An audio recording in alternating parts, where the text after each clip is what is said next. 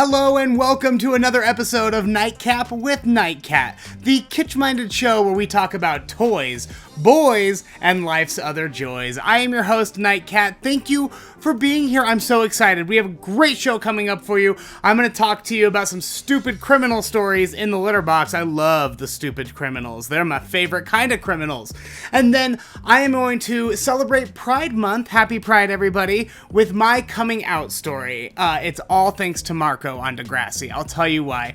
But before we get into any of that, I want to say thank you so much to everyone who's been super supportive as we try to transition and figure out a new schedule for morning announcements and all the other stuff. Basically, I haven't been doing morning announcements because I got a new part-time job. It's actually not a new one. I seem to just go back there every other summer. Every other summer, I am a reptile wrangler for Scales and Tails Utah. So I'm back at Scales and Tails. I'm doing reptile shows at schools, birthday parties, church functions, that sort of thing. And it's one of my favorite things. You know me, you know how much I love critters. It's my favorite thing to be able to teach people about how cool everything is, including my friend Fluffy. Now, if you caught the live video this morning, you've already met Fluffy, but Fluffy is a golden knee tarantula, one of the amazing animals that I get to work with every day at Scales and Tails. So if you want to go learn more about Fluffy, check out the morning announcements playlist on the Nightcap with Nightcat YouTube channel. Isn't she so cool? I love her. Hold on just a second. Ah, yes, give me a nice little face massage. Anyway, that's what I've been up to. I promise I will get a new schedule out. I know I said this last week, but I really will get a new schedule out soon when I have everything put together. Trying to work and do this show all together has been very, very challenging. It was much easier when I was straight up unemployed. But anyway, we're gonna get there, I promise. And this is Fluffy. Say hey, girl. Hey girl. Alright, I think that's enough of an intro for us. I think it's time for us to get into the stupid news. Let's get into the LITTERBOX. Ew, what stinks in here?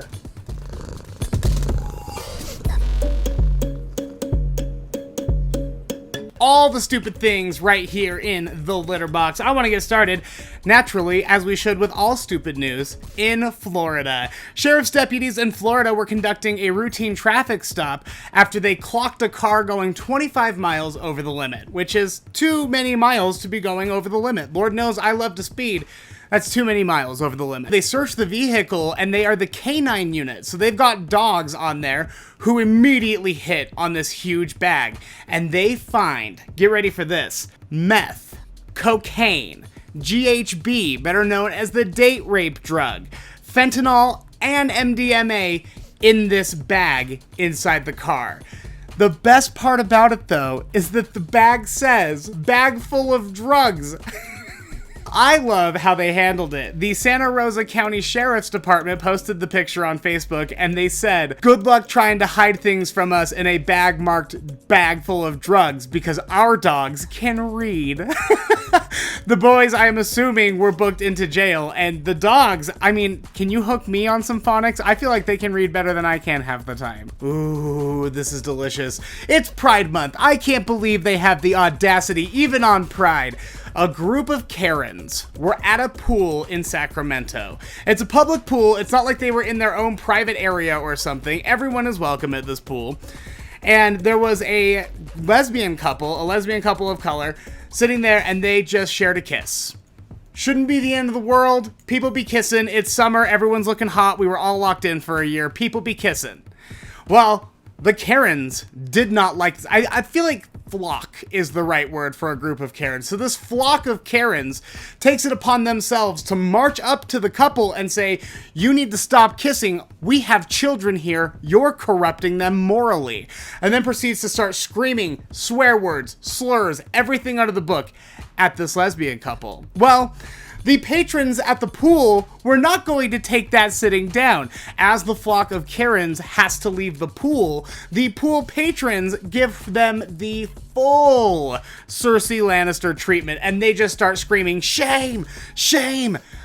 I'll let you watch some of the video. Because they're white. How is that? That's shame. Fuck off. Do you guys have any children? Do you have any children? You'd be a terrible dad. What is wrong with you? You're a disgusting piece of shit. Piece of shit. You have kids here still. You still have kids here. Loser and a fucking loser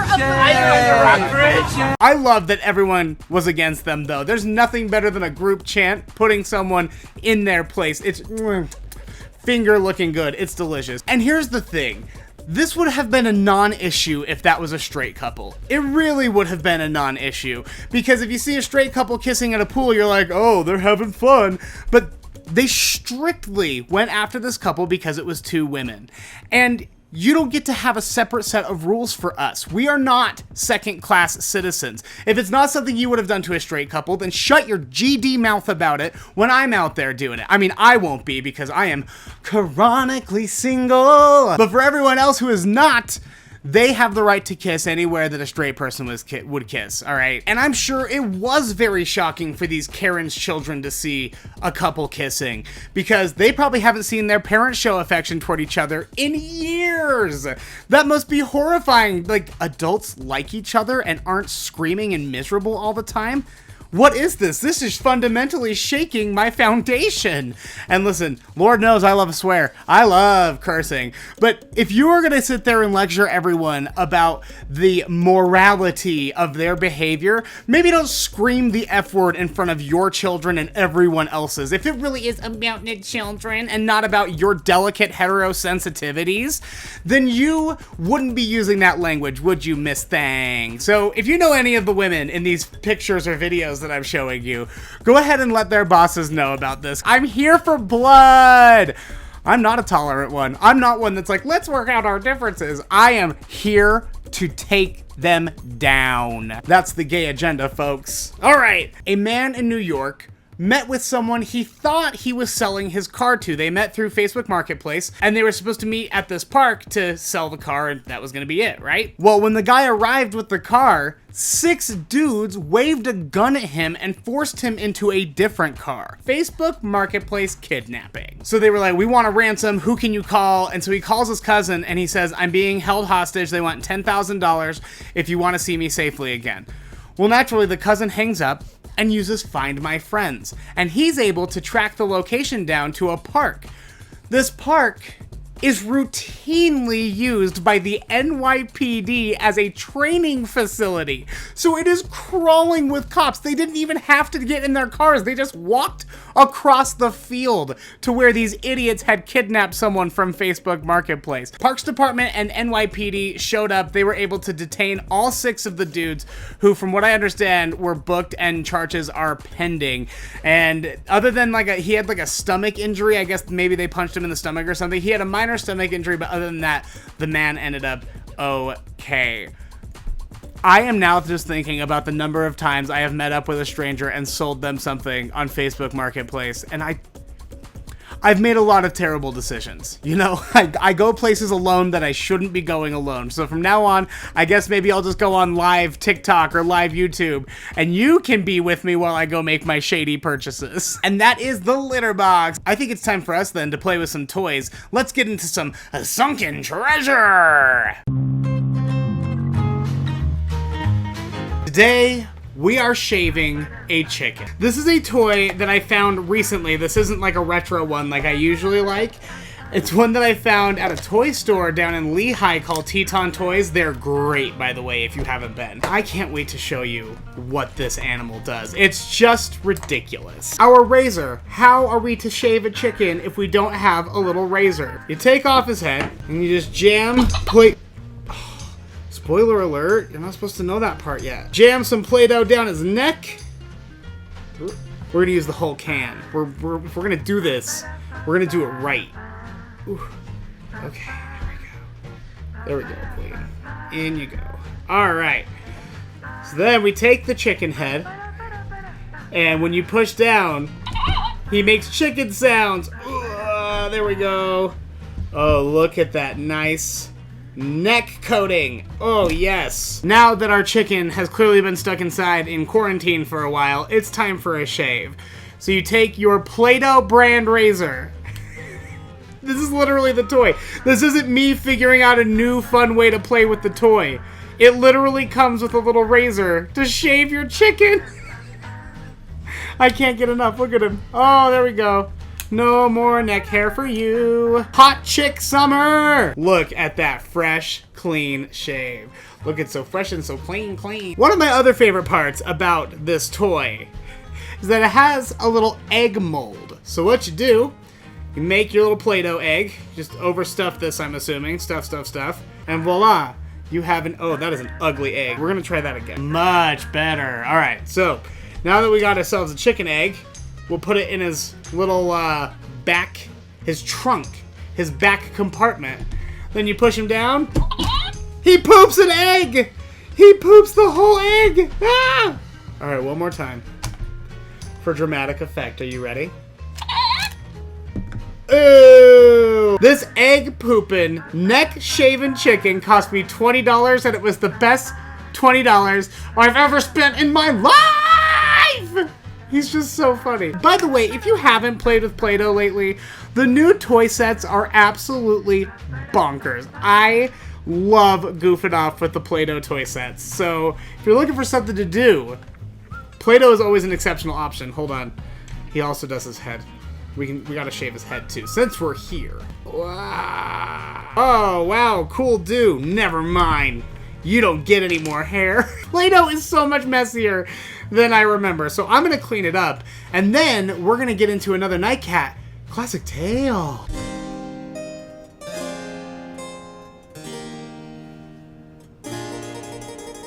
In honor of it being the first Nightcap with Nightcat of Pride Month, I thought I would share with you my coming out story. Now, there have always been whisperings in my head that I was probably gay, but it all really started to come to a realization when I was 14 years old. And I have this theory that, like, you're born whatever you are, and then you don't really realize what that means until you start having intense feelings, emotional attachments, sexual urges, you know, when you go through puberty. I was 14 years old. I walked into 9th grade geography class for the first time, and there was a boy in there who was simply captivating. I couldn't figure out why I couldn't stop staring at him. It was just nuts. Because I grew up in a really small town with a pretty conservative family, and it's not that they're anti-gay or anything, it's just that it wasn't in my vocabulary. I didn't really realize, like, I knew that some dudes dated dudes, but that was on the peripheral of everything in my life. I had no idea what being gay even meant, or what gay feelings would feel like, or anything like that, so I was just as shocked as anybody to figure this out. I actually might have been more shocked. I think some people had an inkling in their head. So I'm having these intense feelings, and I just keep thinking, man, I don't know what that is. It's so weird. I don't know. Maybe I'm no, that can't be it. Well, I'm walking past my sister in the living room one time, and she's watching the Canadian teen soap opera Degrassi. And there's a character in Degrassi named Marco, who was like one of the first gay people I ever saw on TV. And this was an episode where Marco runs off stage during a play because his dad is in the audience. His dad's super anti-gay, and it was just very dramatic. But he runs into his dad backstage, and his dad's like, "What's going on?" And he says, "Dad, I'm gay." And as soon as he said that, I go, oh, that's what it is. That's what I've been feeling. I've been feeling the gay. Oh, that's what it is. And I had there's this really sick, sudden feeling that, like, this isn't gonna be good. This isn't gonna be okay. I didn't have any real friends until, like, near the end of middle school, and they were weirdos too. They were all gothy weirdos, and one of my friends talked all the time about her gay friend that she used to have at her old school. So I felt like maybe she was the one that I might need to come out to. And I did, and she was cool with it. Told my other friend, she was cool with it. One day, these two friends are in the car with my mom, and my mom's driving them home from my house. I don't even know how it came up, but basically, I threatened them with something, and then they threatened to tell my mom my secret, and I was like, you dumb bitches. What are you doing? So they get out of the car, and my mom was like, what were they talking about? What's your secret? What's going on? I go, nothing. They were just being stupid. I don't have a secret. I tell you everything. Blah, blah, blah. And she wouldn't let it go. So we're in the car. I'm looking straight ahead. And I'm like, Mom, I'm gay. And she goes, oh my God, is that it? I was like, what do you mean is that it? And she goes, well, I don't know. I thought maybe you got someone pregnant or like you had cancer or something. Oh, yes, Mom. I used your insurance. I'm 14 years old. I took your insurance. I made myself a doctor's appointment, got a full cancer diagnosis without you ever knowing. God bless that woman. I love her so much. She was cool with it. I was like, just don't tell Dad. Let me do that. I'll take care of it later. I'm just not ready for Dad to know yet. And she goes, all right, fair enough. And we didn't talk about it for a couple of days. And then I found a letter, and I wish I had this letter. To this day, I don't know what happened to it, and I regret not keeping it. I have no idea. But I found a letter had been slid under my door to my bedroom, and my mom had written it at work on her work stationery. So I know she worked on it for days. And she just wrote, Jack, I love you. This doesn't change anything. I wish I knew what to do for you in this situation. I wish there was any way I knew how to handle this, but I'm new to this. But if you want to go to the library, or if you want to maybe find like a support group or therapy or something, I'm here and I'll take care of whatever you need. I'll find books. I'll do whatever it takes, because she's just the loveliest and I'm not going to cry about it. But it was just such a relief to get that letter and know that, like, worst case scenario, at least I had one person in my corner. And coming out is just so personal and it's so scary, and it goes wrong all of the time. I talk about this a lot. There are hundreds, if not thousands of homeless youth in Utah, and 40% of them, when asked, identify as LGBT. Considering that the general population is 3% LGBT, I mean, that's usually the generally accepted number. It goes back and forth. It doesn't matter. Anyway, if that small percentage of people who identify as LGBT is that in the general population, but 40%, almost half of all homeless kids under the age of 18 identify as that, there's something wrong. And it's because we live in a society where it is worse to have a gay kid than a healthy, happy kid at home. And I don't know where that comes from, particularly in Utah, where we have 1 million kids and all we talk about is their safety and well-being. I don't know, man. It's crazy to me how wrong it goes for so many people. And I was just so incredibly lucky that everything turned out the way that it did for me. I did eventually tell my dad. I didn't tell him in, I would say, the right way. He and I got into a fight one day, so I wrote a letter and I printed it, I posted it on my door, and I left. And I literally snuck out my window and ran away to the mall for the day. But the letter literally said, Dad, I'm gay. Mom already knows. I just wish I was there to see the look on your face. But my mother, she had the loudest mouth in the entire world. I know my dad knew before I told him. I'm sure she tried her best, but there's no way that woman could keep a secret for very long. I came home all huffy from the mall that day, and he goes, well, I'm not marching in any parades with you. And that was it. That was just the end of our conversation. And I ended up going to a charter school for the arts. I fell into a program for LGBT kids where I got to meet other people who were like me, and I dated all through high school. I was president of the student council. I was crowned prom queen my senior year. Thank you so much. I think that because I came out so young and because I had just all of the right influences in my life at the time, it really turned things around for me. Because up to that point, I had just been really bullied and pissed off and upset at the world. I think it saved me, honestly, having that group of people in my life that were so supportive, even when the rest of the world wasn't. And I'm not going to pretend it was a cakewalk, and I'm not going to pretend everyone was cool with me. But the people who were in my life supporting me were so much louder than the haters. And I am the person I am today because of that support that I felt when I came out. So listen, if someone comes out to you, even if you know, and everyone knows because they have the accent and they're kind of bouncy or whatever, just be there for them. Just say, that's awesome. I love you. What words would you like me to use? Just be cool about it. Don't tell them, well, I already knew, because, you know, that's kind of poopy. That's a poopy britches maneuver, in my opinion. Be a good ally. If you're LGBTQ, happy Pride Month. And that is NIGHTCAT Classic Tales. I think it's time for us then to tuck you little night kittens into bed with some warm milk.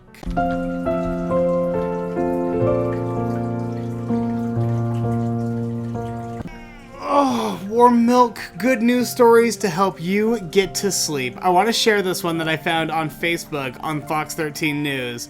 There is a headstone up in the Logan Cemetary that is gaining some very widespread notoriety. Internationally famous is what I think they call that. The woman's name is Kay Andrews, and before she died, she decided that she wanted to give something to the whole world by adding her famous fudge recipe to her headstone. Take a look at this. It's just the cutest thing that I've ever seen. So the whole fudge recipe is there, and people started posting pictures online, and it went viral recently. I think my favorite part is at the very bottom of the recipe where it says, "Wherever she goes, there is laughter." Oh, she's just the most precious thing.